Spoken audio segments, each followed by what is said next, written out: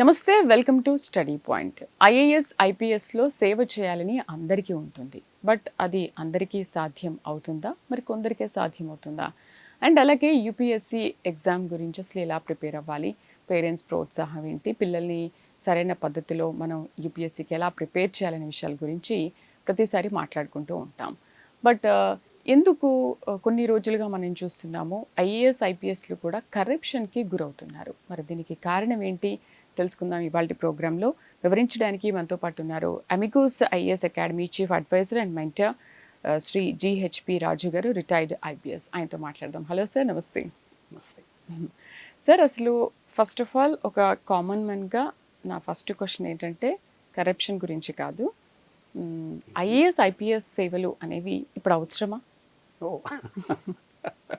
ఈ ప్రశ్న 79 సంవత్సరాల తర్వాత ఒక యావరేజ్ సిటిజన్, మీరు యాంకర్గా కాకుండా యావరేజ్ సిటిజన్ అడిగారు ఇది మీరు. ఎందుకంటే ఈ ధర్మ సందేహం మీకే కాదు, 32 ఏళ్ళు వచ్చేంత ఈ సర్వీస్లో ఉన్న నాకు కూడా ఒక్కొక్కప్పుడు ఈ సందేహం అసలు ఇది అవసరమా. ఎందుకనంటే ఈ సర్వీస్లో వచ్చినటువంటి దీని ఎంత ఔన్నిత్యంతో సర్దార్ పటేల్ లాంటి మహానుభావుడు దీన్ని విజువలైజ్ చేశారో, ఇది లేకపోతే ఇండియా విచ్ఛిన్నం అయిపోతుంది, ఇంటిగ్రిటీ ఉండదు అని సర్దార్ పటేల్ మహానుభావుడు ఈ సర్వీసెస్ అంటే ఆల్ ఇండియా సర్వీసెస్ మీద అపారమైనటువంటి నమ్మకం పెట్టుకున్నారు. 79 సంవత్సరాల తర్వాత నేను వెనక్కి తిరిగి చూసుకుంటే నా సర్వీస్ 30 ఏళ్ళు, మనం ఆ సర్దార్ పటేల్ యొక్క విజన్కి అనుగుణంగా నడుచుకున్నామా లేకపోతే వారిని మనం ఫెయిల్ చేశామా అన్నది మీరు ఒక యావరేజ్ సిటిజన్కి మీరు నన్ను అడుగుతున్నారండి. దాంట్లో ఎంత డీప్ డిస్ట్రెస్సా లేకపోతే అభద్రతా భావం ఉందా సమాజంలో అన్నది మీరు ఒక చిన్న ఇండికేషన్ అంతే. అది అంటే తప్పో తెలియదు, కానీ చాలా మంది ఇదేం క్వశ్చన్ అని అనుకుంటారు. ఎందుకు ఐఏఎస్ ఐపీఎస్లో అవసరం ఉండదు? అవసరం ఉంటారు కదా, బహుశా అందుకని అసలు అవసరమా అనేది నేను అడుగు. కరెక్ట్. ఎందుకు అడగరు అంటే ఈ ఐఏఎస్ ఐపీఎస్ వాళ్ళతో మనకెందుకురా, అడిగితే వాళ్ళు ఏమన్నా మన మీద గ్రడ్జ్ పెట్టుకుంటారేమో అన్న భయంతో. కానీ మీరు ఒక జర్నలిస్ట్గా ఇది మీ ధర్మం, అడగాలి. దేశానికి అవసరమా అన్న ప్రశ్న ఇది ఒక ధర్మ సందేహం. 79 సంవత్సరాల తర్వాత అడిగి రైట్ అవసరమా అంటే ఒక రకంగా అవసరమే. ఎందుకంటే దేశం యొక్క సమగ్రత కావాలి అంటే ఈ ఆల్ ఇండియా సర్వీసెస్ ఆ మహానుభావుడు ఏ ఉద్దేశంతో పెట్టాడో ఆ సమగ్రత కోసం ఉండి తీరాలి. మన ఏ రాష్ట్రానికి మీరు వెళ్ళినా కానీ రాష్ట్రంలో ఉన్నటువంటి ఐఏఎస్ ఐపీఎస్ ఆఫీసర్స్లో 66% ఆ రాష్ట్రానికి ఎలాంటి సంబంధం లేని వాళ్ళు వస్తారు. నేను అస్సాం మేఘాలయలో చేశాను, 26 ఏళ్ళు చేశాను అక్కడ. నాకు అక్కడ ప్రజలతో కానీ పొలిటీషియన్స్తో కానీ పొలిటికల్ పార్టీతో కానీ నాకు సంబంధం లేదు. నాకు సంబంధం ఉన్నదల్లా rule of law, constitutional law, అంతే. నేను ఒక రిప్రజెంటేటివ్ ఆఫ్ ద కాన్స్టిట్యూషన్గా నేను అక్కడ పనిచేశాను తప్పించి ఒక పొలిటికల్ పార్టీకి రిప్రజెంటేటివ్గా ఎవరు సీఎంకి అనుగుణంగా నడుచుకోవటం, హోమ్ మినిస్టర్కి అనుగుణంగా నడుచుకోవటం అన్నది జరగదండి. బయట వాళ్ళతోటి ఇది సాధ్యపడుతుంది. ఏమైనా సరే ఒక పొలిటీషియన్ వచ్చి ఇది చేయాలండి, ఇది మా పార్టీకి చాలా ముఖ్యం అంటే, సార్ రూల్ పర్మిట్ చేయదు అంటే మిమ్మల్ని తీసేస్తామంటే తీసేసుకోండి. ఎందుకని 2000 కిలోమీటర్ల దూరంలో ఉన్నాను ఆంధ్ర నుండి అస్సాంలో, ఇంకెక్కడికి పంపిస్తారు? ఎక్కడికి పంపిస్తారు నన్ను? నాకు శాలరీ ఆపలేరు. నా పొజిషన్ అంటే నాకు ఇచ్చిన పోస్టులో దానికి ఒక వెహికల్ ఉంటుంది, ఇల్లు ఉంటుంది, చిన్న హెల్పింగ్ హ్యాండ్స్ ఉంటాయి. నాకు కాదండి, నా పొజిషన్కి ఉంటుంది, అవి ఎవరు తీయలేరు. నాకు అదే పోస్ట్ కావాలని నేను పొలిటీషియన్ దగ్గరికి వెళితే నాతో ఆడుకుంటాడు, నా చేత అడ్డమైన పనులు చేయించుకుంటాడు. పొలిటీషియన్ ఎందుకు బ్లేమ్ చేస్తామో నన్ను అందుకని ఆల్ ఇండియా సర్వీసెస్ అన్నది ఇండియా యూనిటీకి, ఇండియా ఇంటిగ్రిటీకి ఎంతో అవసరము. అయితే దౌర్భాగ్యం ఏమిటి అంటే ఆల్ ఇండియా సర్వీసెస్ అయ్యుండి కూడా దీని యొక్క ఇంపార్టెన్స్ని గుర్తించకుండా పొలిటికల్ తొత్తులుగా మారటం ఐఏఎస్ ఐపీఎస్ ఆఫీసర్లు. పొలిటీషియన్స్ కంటే కూడా దౌర్భాగ్య స్థితిలో ఉన్నారు ఐఏఎస్ ఐపీఎస్. నాకు అర్థం కాని విషయం అది. నీకు ఐఏఎస్ ఉంది, ఐపీఎస్ ఉంది, నీకు రాజ్యాంగ పరంగా ఒకటే అండి, ఐఏఎస్ ఐపీఎస్కి మాత్రమే అంటే ఆల్ ఇండియా సర్వీసెస్ మాత్రమే కాన్స్టిట్యూషన్లో 312 అధికరణ ప్రకారంగా ఈ 3 సర్వీసెస్ ఉన్నాయి. మిగతా ఏ గవర్నమెంట్ సర్వీస్ కూడా కాన్స్టిట్యూషనల్ గ్యారంటీ లేదు. మీకు ఇంకేం కావాలయ్యా? మెరిట్ చూపించారు, ఆల్ ఇండియా లెవెల్లో ర్యాంక్ తెచ్చుకున్నారు, ఐఏఎస్ ఐపీఎస్ అయ్యారు, అంత కష్టపడ్డారు. మీకు ఐఏఎస్ ఐపీఎస్కి మీరు మీ వల్ల శోభ రావాలి, వాటిని ఉపయోగించుకుంటే అది దౌర్భాగ్య స్థితి. అసలు ఎందుకు సార్ కరప్షన్కి గురవుతూ ఉంటారు? అంటే ఇంతకుముందు మీరు చెప్పినట్టు మెరిట్లో వచ్చారు, ర్యాంక్ తీసుకొచ్చారు, అంత కష్టపడి చదివారు. ఐఏఎస్ ఐపీఎస్ అవ్వాలి అంటే మామూలు విషయం కాదు, ఎంతో కష్టపడారు. మనం చాలా ఎపిసోడ్లో కూడా మనం మాట్లాడుకున్నాం ఏ విధంగా చదివితే అవుతారు, ఇంటర్వ్యూ ఎలా ఫేస్ చేయాలి. ఇంత కష్టపడి వచ్చినప్పుడు ఐఏఎస్ ఐపీఎస్ రూపంలో ప్రజలకు సేవ చేస్తున్నాము, మరెందుకు పాలిటిక్స్లో కూడా ఎంటర్ అయ్యి ఆ విధంగా కూడా సేవ చేయాలి అని అనుకుంటారు? అంటే అలా చేస్తే సరిపోదా, ఇలా చేస్తేనే ఉంటుందా ఒక వాల్యూ? అంటే ఇప్పుడు ఐఏఎస్ ఐపీఎస్ ఆఫీసర్లు, రెవెన్యూ సర్వీస్ ఆఫీసర్స్ పాలిటిక్స్లోకి ఎంటర్ అవటం అనేది ఒక సపరేట్ సబ్జెక్ట్ కింద మనం తర్వాత చర్చించుకుందాం. ఇప్పుడు ఏంటంటే భ్రష్టాచారం ఈ లెవెల్లోకి వచ్చిన తర్వాత కూడా ప్రజలకి మీ మీద అంత అపారమైనటువంటి నమ్మకం ఉన్నప్పుడు కూడా మీరు దాని నమ్మకాన్ని వమ్ము చేస్తూ కరప్షన్ ఎందుకు అవుతున్నారు, కరప్షన్కి ఎందుకు గురవుతున్నారు? అది వ్యక్తిగతమా లేకపోతే వ్యవస్థ రూపమా? అంటే వ్యవస్థ కుప్పకూలిపోయింది అనుకోండి, ఇంకా అసలు ఇండియాకి ఇంకా భవిష్యత్తు ఉండదు.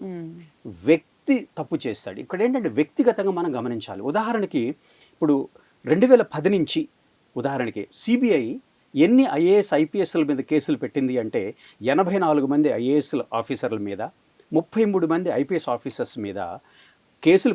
ఏంటి, కరప్షన్ కేసెస్ పెట్టడమే కాకుండా ప్రాసిక్యూషన్ శాంక్షన్ తీసుకొని వాళ్ళు ఇప్పుడు కోర్టులో అక్యూజ్డ్గా వాళ్ళు ట్రయల్ ఫేస్ చేస్తున్నారు. ఎంతమంది? 84 మంది ఐఏఎస్ ఆఫీసర్లు అండి. ఇది నేను పార్లమెంట్ నుంచి తీసుకున్నటువంటి ఆన్సర్స్. మన department of personal training minister పార్లమెంటులో ఇచ్చినటువంటి ఇది సమాధానం ఇది. అయితే 2010 నుంచి అక్టోబర్ 2012 వరకు 90 కేసులు రిజిస్టర్ చేసింది ఏమిటి CBI against IAS IPS and revenue officers కూడా. 38 మంది కేసులో ఛార్జ్షీట్ దాఖలు చేశారు అండ్ ట్రయల్ నడుస్తోంది. దౌర్భాగ్యం ఏమిటి అంటే ఇప్పుడు 2010 2025 అంటే ఈ 15 సంవత్సరాలు మరి గమనించుకుంటే 10 నుండి అంతకు ముందు తీసుకుంటే 2000 నా దగ్గర డేటా 2010 నుంచే తీసుకున్నాను. 2000 దాదాపుగా 5-6 వరకు కూడా కరప్షన్ అంటే భయపడేవాళ్ళు ఐఏఎస్ ఐపీఎస్ ఆఫీసర్స్. ఎందుకని? రెప్యుటేషన్, వాళ్ళకి ఫ్యామిలీ రెప్యుటేషన్ కానీ బ్యాచ్మేట్స్ యొక్క ప్రెషర్ గ్రూప్ కానీ విపరీతంగా ఉండేది. ఏ ఐఏఎస్ ఐపీఎస్ ఆఫీసర్స్ ఒక బ్యాచ్లో కరప్షన్ తెలిసిన మరుక్షణ ఆ బ్యాచ్ వాళ్ళని దూరం పెట్టేస్తారు, అది 85, 86, 87 వరకు కూడా ఆ పియర్ ప్రెషర్ అంటాం, బ్యాచ్మేట్స్ ప్రెషర్ ఉండేది. అది ఎలా మాయమైపోయిందో నాకు తెలియదు. అందుకని విచ్చలవిడితనం చెప్పకూడదు ఈ సందర్భంగా, కానీ మనం గుర్తు చేసుకోవాలి ఒక విషయం. జిల్లా కలెక్టర్ అంటే అండి, జిల్లా కలెక్టరు ఆయన జిల్లా న్యాయవాది కూడా, ఆ జిల్లా జడ్జి కూడా, న్యాయవాది కాదు, ఆయన జిల్లా జడ్జి కూడా. District revenue collector and district magistrate, executive magistrate అంటే వారు మెజిస్ట్రసీలో ఉన్నారు డిస్ట్రిక్ట్ లెవెల్లో. విజిట్కి వచ్చిన చీఫ్ మినిస్టర్ గారి పాదాలకి ఓపెన్గా నమస్కారం చేయటం ఏంటండి?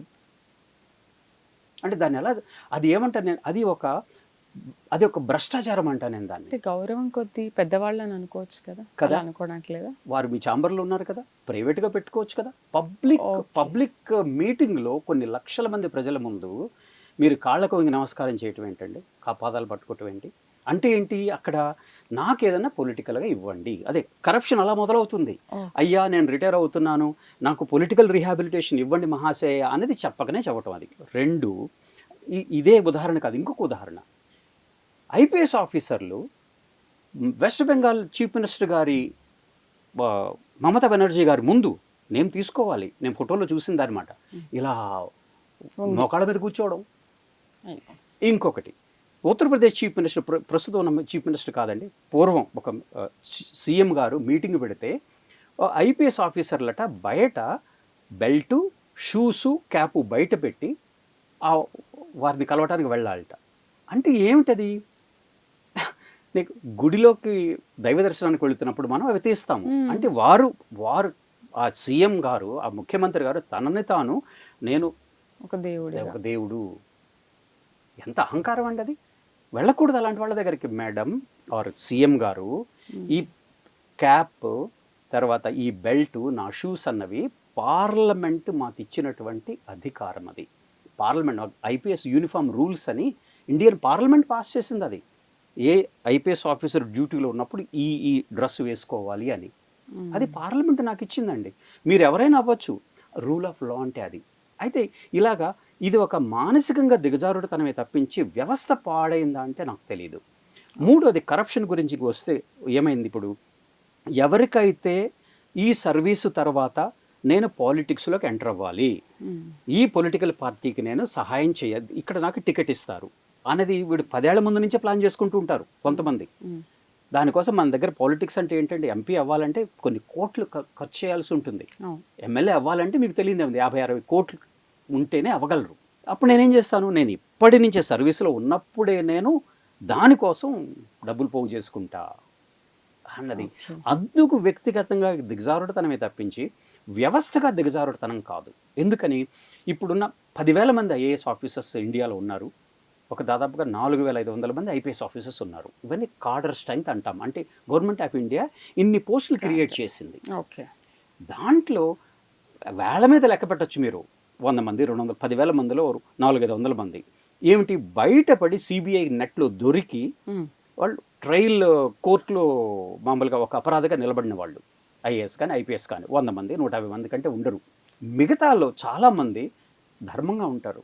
ఐఏఎస్ ఐపీఎస్ ఆఫీసర్స్ చాలా ధర్మంగా ఉంటారు, లా అంటే భయపడతారు, రెప్యుటేషన్ కోసం వాళ్ళు తపన పడతారు, ఫ్యామిలీ రెప్యుటేషన్. సో కాబట్టి మనకి వ్యవస్థ అనేది చాలా బలంగా ఉందండి, బలంగా ఉంది.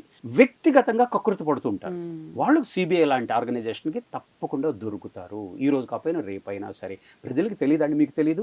కరప్ట్ ఐఏఎస్ ఐపీఎస్ ఆఫీసర్స్ కానీ ఐఆర్ఎస్ ఆఫీసర్స్ కానీ ఎన్ని గవర్నమెంట్ సర్వెంటు కరప్ట్ అయితే ఆ ఇళ్ళు ఎలా ఉంటుంది, ఆ పిల్లల లైఫ్ స్టైల్ ఎలా ఉంటుంది, వాళ్ళ బెటర్ హాఫ్ వేసుకునే నగలు మీకు తెలియదండి. కామన్ పీపుల్కి తెలుసు, అక్కడ చుట్టుపక్కల ఉన్న వాళ్ళకి తెలుసు. లేదు అనుకుంటే మనం డబ్బు సంపాదించాలి, పొలిటికల్గా వెళ్ళాలి అని అనుకుంటే ఐఏఎస్ ఐపీఎస్ ముందుగానే ఆలోచించుకొని ఐఏఎస్ ఐపీఎస్ అయ్యి ఆ విధంగా మెల్లిగా పాలిటిక్స్లోకి వెళ్ళొచ్చు అని ముందుగానే ఏమైనా ప్రిపరేషన్ ఉంటుందా వాళ్ళకి? కరెక్ట్. ఎవరికైతే ఈ పాలిటిక్స్లోకి ఎంటర్ అవ్వాలి అన్న ఆలోచన వస్తుందో వాళ్ళు కరప్ట్ అయి తీరుతారు. ఇండియాలో ఒక ఎంపీ కానీ ఎమ్మెల్యే కానీ గెలవాలి అంటే మీ రెప్యుటేషన్ అనేది కొన్ని చోట్ల పనిచేస్తుంది, డబ్బు పనిచేస్తున్నాడు. ఆ విధంగా సంపాదించలేం, ఈ విధంగా సంపాదించుకొని వెళ్ళాలి ఒకటి. తర్వాత ఇంకొక ఆలోచన వస్తుంది, నేను ఐఏఎస్ ఐపీఎస్ ఆఫీసర్ని, ఇప్పుడు నేను సర్వీసులో ఉన్నప్పుడు ఒక 20-30 మందిని మా ఇంట్లో పనివాళ్ళు, తోటవాళ్ళు, వంట వాళ్ళు, డ్రైవర్లు, కాళ్ళు పట్టేవాళ్ళు, ఐపీఎస్ ఆఫీసర్ ఈ దౌర్భాగ్యం కూడా ఉందండి వాడికి. ఇవన్నీ కూడా అప్పనంగా తెచ్చుకున్నాం అంతే, రూల్ ప్రకారంగా పెట్టుకోవడానికి వీలు లేదు, రూల్ పర్మిట్ చేయదు, చెప్పకుండా తీసుకొచ్చేసుకుంటారు. 20 మంది రిటైర్ అయిపోతుంటారు అన్నమాట వాళ్ళు. ఇంతమంది రిటైర్ అయిన తర్వాత పెట్టుకోవడానికి వీలు లేదు కదా. ఏం చేస్తారు, ఈ లైఫ్ స్టైల్ నాకు ఉండాలి, అదే లైఫ్ స్టైల్ ఉండాలంటే మీకు నెలకు 10 లక్షలు కావాలి, దానికోసం నేను ఇప్పటి నుంచే కరప్ట్ అవుతాను. పొలిటికల్ యాంగిల్ ఒకటైతే నా పర్సనల్ లైఫ్ రిటైర్మెంట్ అందరూ రిటైర్ అవుతారు కదండి ఈ సర్వీస్లో. రిటైర్ అయిన తర్వాత ఏం చేస్తారు వీళ్ళు, ఒకటి నాకు ఈ క్వాలిటీ ఈ లైఫ్ ఉండాలి నాకు అంటే నేను 10 మందిని ఆర్డర్లను పెట్టుకోవాలి, 4-5 పెద్ద కార్లు పెట్టుకోవాలి, మందు తాగాలి, మందు పార్టీలు ఇవ్వాలంటే ఊరికే వస్తాయా? పెన్షన్తో అవుతుందండి. నాకు 32 ఏళ్ళ తర్వాత నాకు వచ్చే ₹1,00,000 పెన్షన్ తోటి గడిచిపోతుంటుంది అంతే. మరి 10 లక్షలు నేను పార్టీ చేయాలంటే అక్కడి నుంచి వస్తాయి డబ్బులు. అందుకని సర్వీసులో ఉన్నప్పుడు నేనేం చేస్తాను, కమాయి సంపాదించుకుంటా, రకరకాల సంపాదించేసుకొని పోగేసుకుంటా. నా తదనంతరం నా పిల్లలకే కదా వచ్చేది. ఈ అవలక్షణాలన్నీ కూడా ఒకటి పర్సనల్ హ్యాబిట్స్ వల్ల వస్తాయి కరప్షన్. 2 పొలిటికల్ అంబిషన్, అది చాలా బలమైందండి పొలిటికల్ అంబిషన్. ఎవరికైతే నేను చూశాను సర్వింగ్ ఐఏఎస్ ఐపీఎస్ ఆఫీసర్స్ వెళ్ళిపోయి సీఎం గారు అడగకపోయినా వారి పాదాల దగ్గర కూర్చోవడం, అడగకపోయినా సార్ నేను ఇది చేస్తున్నాను మీకు పార్టీ కోసం అని, ఇంకా అంటే is more loyal than the king అనమాట. అది లాయల్టీ చూపించుకుంటారనమాట. సార్ నేను మీ భక్తుడిని, నేను మీ సేవకుడిని అని చూపించుకుని, ఎంత దౌర్భాగ్య స్థితి అండి. అది దిగజారుడుతనం. వ్యక్తిగతంగా దిగజారుడుతనమే తప్పించేది వ్యవస్థాగతంగా దిగజారుడుతనం రాలేదు ఇండియాలో. ఎందుకని ఆనెస్ట్ ఐఏఎస్ ఆఫీసర్స్ ఉన్నారు, వాళ్ళు ఎలా చేయరండి. ఇప్పుడు చీఫ్ విజిలెన్స్ కమిషనరు లేకపోతే రైట్, ఇప్పుడు ఈ కరప్షన్ ఛార్జెస్ అన్నది మనకి ఎందుకు బయటకు వచ్చాయంటే మనం ఈ సందర్భంగా చెప్పుకోవాలి. రైట్ టు ఇన్ఫర్మేషన్ యాక్ట్ ఒకటి ఉంది, 2000 నుంచి వచ్చింది అది. ఆ యాక్ట్ వల్ల ఏ స్కీమ్స్లో ఏ ఆఫీసరు ఎంతెంత డబ్బులు నొక్కేశారు అన్నది ఇలా ఆర్టీఏ వల్ల దాని పుణ్యం అని ఇప్పుడు చాలామంది కేసులు పెట్టడం, జైలుకి వెళ్ళడం ఇవన్నీ జరుగుతూ ఉన్నాయి. కాబట్టి ఒకటి వ్యవస్థాగతంగా మన Indian all India services IAS IPS చాలా చాలా బలంగా ఉంది. వ్యక్తిగతంగా ఈ దౌర్భాగ్యపు లక్షణాలు వచ్చి తీరాయి. అది వ్యక్తిగతంగా దిగజారుడుతనమే తప్పించి పర్సనల్ లైఫ్ స్టైల్ గురించి కానీ పొలిటికల్ అంబిషన్ గురించి కానీ అంతే తప్పించి వ్యవస్థాగతంగా మాత్రం ఇది ఇంకా చిన్న భిన్నం అవ్వలేదు.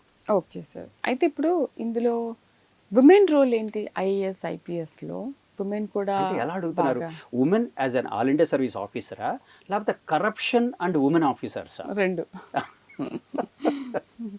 అలాంటి సిచ్యువేషన్స్ కూడా కొన్ని మనం చూసాం కదా. నా ప్రాక్టికల్గా నేను 32 ఏళ్ళు చూశాను, సర్వీస్లో చూశాను అనమాట.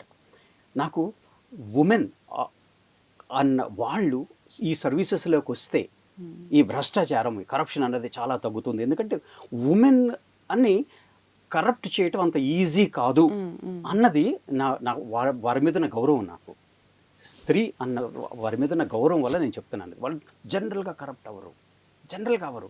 ఎందుకంటే వాళ్ళకి సెల్ఫ్ రెస్పెక్ట్ చాలా ఎక్కువ. ఒకళ్ళ ముందు దగ్గరికి వెళ్ళి చేయి చాచడం అన్నది లేడీ ఆఫీసర్స్ చెయ్యరు.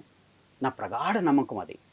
కొంతమంది మీరు అన్నట్లుగా మధ్యప్రదేశ్ నుంచి ఒక IAS ఆఫీసరు, ఛత్తీస్గఢ్ నుంచి ఇంకొక లేడీ IAS ఆఫీసర్ ఇంట్లో 200 కోట్లు దొరికాయి. మధ్యప్రదేశ్లో ఇంకొక 200 కోట్లు దొరికాయి లేడీ IAS ఆఫీసర్ ఇంట్లో. డిస్మిస్ చేసే సర్వీస్ నుండి. అంటే ఇవన్నీ కూడా ఒక IRS ఆఫీసర్. నేను మేఘాలయలో చేస్తున్నప్పుడు ఒక ఇన్కమ్ ట్యాక్స్ ఆఫీసర్ ఉండేవారు లేడీ. అది కూడా ఆల్ ఇండియా సర్వీస్ మన UPSC ద్వారా వచ్చింది అనమాట. వాళ్ళ హస్బెండ్ IPS ఆఫీసర్ చాలా చాలా న్యాయంగా ధర్మంగా ఉంటారు ఆయన. కానీ ఆ గవర్నమెంట్ ఆఫ్ ఇండియా ఎంత సీరియస్ వ్యూ తీసుకుంది, ఆయన్ని 24 గంటల్లో నువ్వు షిల్లాంగ్ వదిలేసి మీ స్టేట్కి వెళ్ళిపో అనేసింది. ఎందుకు అని మేము విచారిస్తే ఈ మహాతల్లి ఆవిడ ఇన్కమ్ ట్యాక్స్ ఆఫీసర్ కదా, షిల్లాంగ్లో ఉన్నటువంటి బిజినెస్ కమ్యూనిటీ నుండి ఈ షాప్కి వెళ్ళటం 100 చీరలు నాకు పంపించు, ఇక్కడికి వెళ్ళటం ఇన్కమ్ ట్యాక్స్ వాళ్ళు కదా భయపడతారు. బిజినెస్ కమ్యూనిటీ వాళ్ళు భయపడేది ఇన్కమ్ ట్యాక్స్ వాళ్ళకే. ఈ మహాతల్లి చేసినటువంటి ఆ కరప్ట్ ప్రాక్టీస్ వల్ల ఆ IPS ఆఫీసర్ ఎంత సఫర్ అయ్యారో. వెళ్ళిపోయారు, పంపించేసింది గవర్నమెంట్ ఆఫ్ ఇండియా. 24 గంటలు నువ్వు వదిలేసి వెళ్ళిపో. ఏది సీక్రెట్గా ఉండదండి మేడం. ఈ IAS IPS ఆఫీసర్స్ యొక్క అఫీషియల్ లైఫ్లో కానీ ప్రైవేట్ లైఫ్లో కానీ ఏది కూడా సీక్రసీ అన్నది లేదు. ఎవరి దగ్గర నుంచి ఎంత డబ్బులు మీరు కొట్టేస్తున్నారు అన్నది, ఎవరి దగ్గర నుంచి ఫ్రీగా తీసుకున్నారు, గిఫ్ట్ రూపంలో మీకు ఏంటేంటి వచ్చింది అన్నది మీ ఇంట్లో పనిచేసే వంటవాడికి తెలుసు, మీ బట్టలు ఇస్త్రీ చేసే వాడికి తెలుసు, తర్వాత మీ డ్రైవర్కి తెలుసు, మీ ఇంటికి తోటమాలు చేస్తుండే వాడికి తెలుసు. సీక్రసీ అన్నది లేదు, ఉండదు కూడా. అందుకే బయటకు వస్తుంటాయి ఇవన్నీ. అది ఉమెన్ అన్నది మీరు అది ఇప్పుడు దాదాపుగా 1972 Kiran Bedi madam first IPS officer, lady IPS officer వచ్చారు. అందుకు ముందు కూడా IAS చాలామంది ఉమెన్ ఉన్నారు. ఉమెన్ IAS ఆఫీసర్ చాలామంది ఉన్నారు. అద్భుతమైనటువంటి సేవలు చేశారు దేశానికి. కరప్షన్ అనేది ఉమెన్ ఆఫీసర్ని చూసి భయపడి పారిపోయేది. అంత ఇంపెకబుల్ ఇంటిగ్రిటీ తోటి కాంపిటెన్స్ ఉందన్నమాట. చాలా అద్భుతమైనటువంటి కాంపిటెన్స్తో చేశారు. అయితే ఇప్పుడు ఏంటి, ఆ తర్వాత స్లోగా ఉమెన్ ఇంటేక్ పెరిగిందనమాట. ఇప్పుడు IPS తీసుకుంటే ఈ బ్యాచ్లో దాదాపుగా 33 మంది ఉమెన్ IPS ఆఫీసర్స్ ఉన్నారు. లాస్ట్ బ్యాచ్ ఒక 20, దాదాపుగా అవుట్ ఆఫ్ 150 మందిలో 30 నుంచి 40 మంది లేడీస్ వస్తున్నారు, ఉమెన్ వస్తున్నారు as an IPS officer and IAS కూడా. కాబట్టి వాళ్ళ మీద ఎంత బాధ్యత ఉంది అంటే ఈ నెగిటివ్ తెచ్చుకోకూడదు, ఈ బ్యాడ్ రెప్యుటేషన్ తెచ్చుకోకూడదు అన్నది ఇప్పుడు వాళ్ళ గురుతర బాధ్యత వాళ్ళ భుజస్కంధాల మీద ఉంది. నాకు ప్రగాఢ నమ్మకం అండి, ఉమెన్ వల్ల కరప్షన్ పెరగదు, కరప్షన్ తగ్గుతుంది అన్నది నా ప్రగాఢ నమ్మకం. 1-2 బ్యాడ్ ఎగ్జాంపుల్స్ ఉన్నాయి మనకు. అది వ్యక్తిగతంగా వాళ్ళు ఫెయిల్ అయ్యారే తప్పించి వ్యవస్థగా వాళ్ళు ఫెయిల్ అన్నది మళ్ళీ నేను ఆ దృక్కోణం నుంచే చూస్తాను నేను మనకి. అంటే అందుకని ఉమెన్ రావటం అనేది ఇండియన్ ఆల్ ఇండియా సర్వీసెస్కి కానీ సెంట్రల్ సివిల్ సర్వీసెస్ కానీ చాలా మంచి పరిణామం అది. అందుకే UPSC మీలో ఏమాత్రం మెరిట్ ఉన్నావు ఎంకరేజ్ చేస్తారు ఉమెన్ని, వాళ్ళు వెతుకుతుంటారు అనమాట. కాబట్టి అందుకని ఉమెన్ ఇంటేక్ చాలా పెరిగింది. రిజర్వేషన్ వల్ల కాదండి ఇది. UPSC ఏం చేస్తుంది అంటే చక్కటి, అంటే ఇప్పుడు చూడండి మనకి ఇది ఉమెన్స్ ఇరా, మన ప్రధానమంత్రి కూడా అదే చెప్తున్నారనమాట. మొన్న వరల్డ్ కప్ గెలవటం కానీ, అంతకుముందు మన స్పేస్ సైన్స్, మన ఇస్రోలో ఉమెన్ సైంటిస్టులు చేసినటువంటి ఘనత కానీ, అదే గొప్ప పేరు women in all India services తప్పకుండా తీసుకొస్తారనేది నాకు నమ్మకం.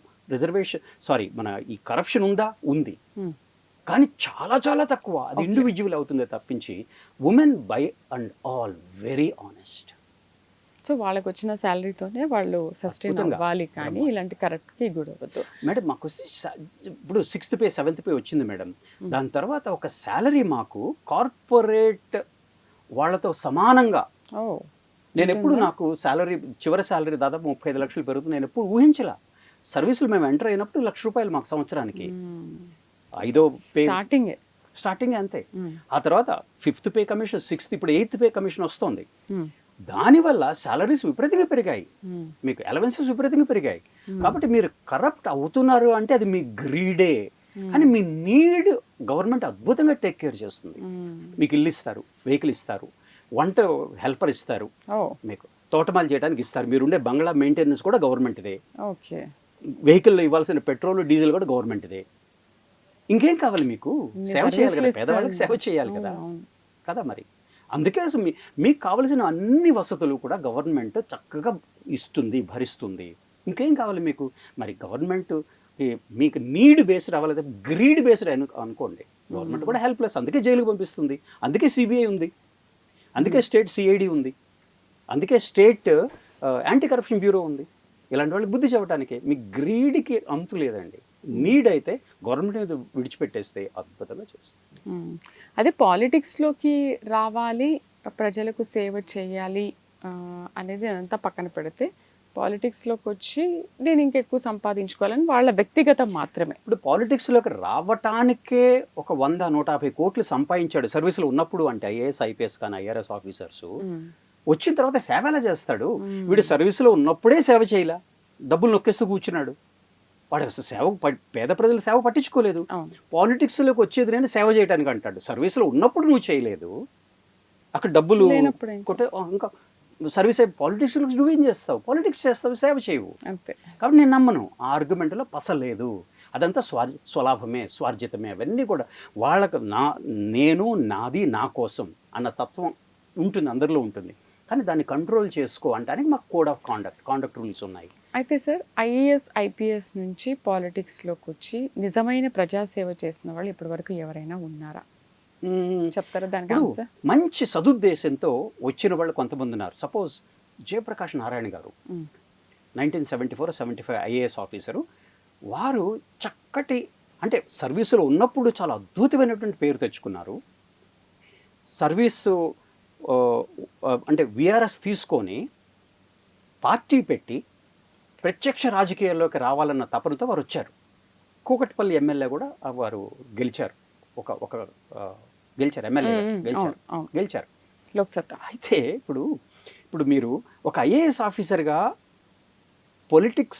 పొలిటికల్ మాస్టర్స్ ఎలా ఫంక్షన్ చేస్తారు అన్నది ఒకటైతే, మీరు పొలిటికల్ మాస్టర్ అయినప్పుడు డైనమిక్స్ మారిపోతాయి. జయప్రకాష్ నారాయణ గారు నెక్స్ట్ ఎలక్షన్ ఓడిపోయారు. అంత మంచి ఆఫీసరు, అంత మంచి రెప్యుటేషన్ ఉన్న ఆఫీసరు గెలిపించారు సార్, ప్రజలు గెలిపించరు. కాబట్టి అదొక మంచి ఉదాహరణ తీసుకోవచ్చు. ఇంకొక ఉదాహరణ ఇప్పుడున్న లైవ్ ఏంటి అంటే, ఇప్పుడు వినిపించేది లక్ష్మీనారాయణ గారి పేరు వినిపిస్తారు, ఆఫీసర్, మహారాష్ట్ర కాడరు, 90 బ్యాచ్, 89-90 బ్యాచ్. వారు కూడా విఆర్ఎస్ తీసుకున్నారు. ఎంతో తపనతోటి నేను రాజకీయాల్లోకి రావాలి అండ్ ప్రత్యక్ష రాజకీయాల్లోకి అన్న దాంతో వారు కూడా ఆ దిశలో ఇప్పుడు ఒక పార్టీ పెట్టడం జరిగింది. మొన్నేమో పోయినసారి ఎంపీగా ఎలక్ట్ అయ్యారు, కానీ విన్ అవ్వలేదు విశాఖపట్నం నుండి.